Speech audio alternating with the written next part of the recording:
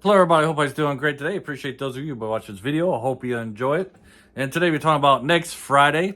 I guess I should say, going back to my review of Friday, I couldn't remember the bully's name, and now I remember it's Debo. Debo was the bully's name, but couldn't remember it for the life of me. And then I saw this, and as soon as they said his name, I was like, yeah, that's right. It's Debo, good old Debo. I hate when, maybe I'm getting old or something. But anyways, let's get into next Friday. Also said in that review that I never heard anybody quote this movie. Everybody talks about Friday, but I hardly hear anybody talk about next Friday. And then after watching this for the first time, I can see why nobody talks about next Friday. Of course, we got the same, like every series or franchise, they always have like some core elements that they try to put in every movie. So, I guess in the Friday franchise, I don't think there's another Friday franchise, is there? Even if there is, I probably won't watch it after watching this one.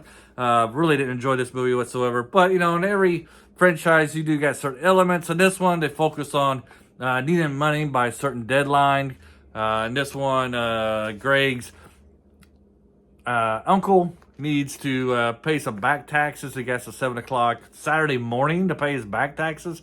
I don't know about that. Usually, it's the weekend stuff, right? Maybe I'm wrong.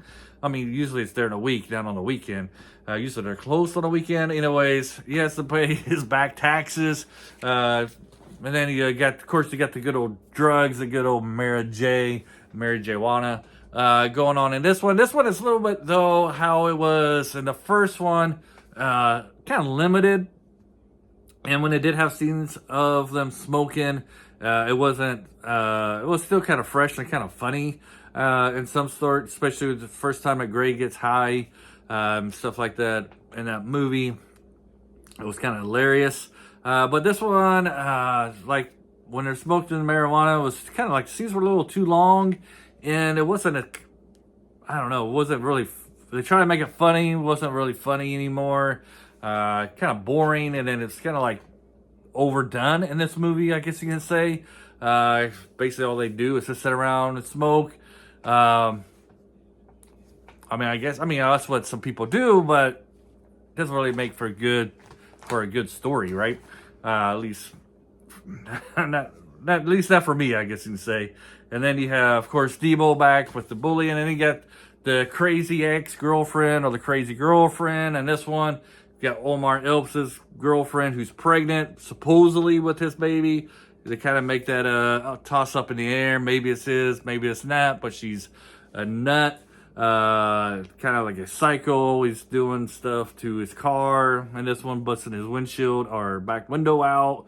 I think she scratches it with a key. So she goes, completely Looney Tune. They bring back the dad of all the family members. Bring back the dad, I guess, when they did the test screening in the first Friday. The dad probably tested really high. He got a high score on it. And so they bring him back, and they give him like a lot more screen time in this one.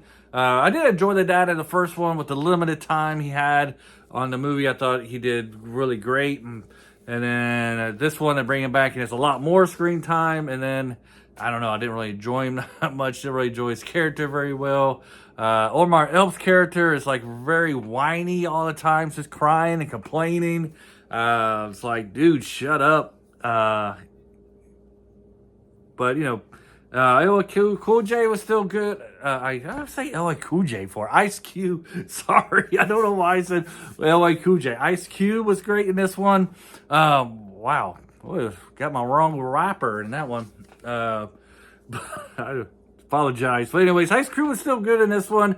He got back in the role very well. It felt like the same Craig as from the first movie. Overall, I don't know. I have a hard time talking bad about stuff. Maybe that's why I'm kind of stuttering and thinking a lot. Because I really trying to figure out something that's good about this movie.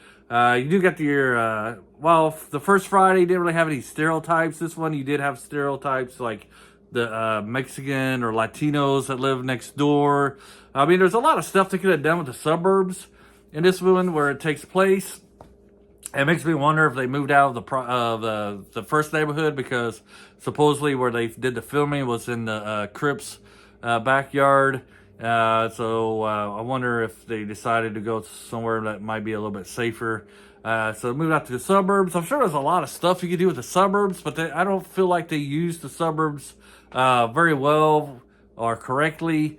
You got the Chinese neighbor lady. They could have done something with her, but overall, I kind of felt like a B movie.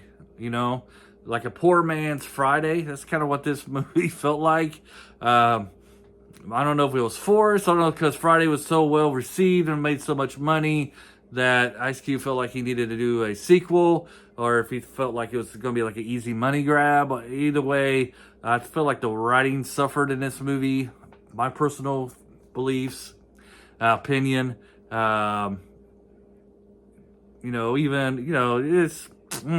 That's all I really got to say about this movie. It's not very good. I wouldn't recommend this one. Just stick with Friday and cherish it, and just kind of ignore this one. I wish I could block it out of my mind.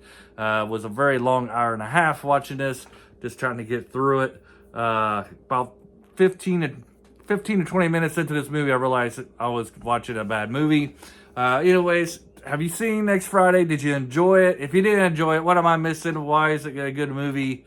And if you didn't enjoy it, leave some comments below. Let me think. I have heard, nothing. Anyways, have a great day. Bye.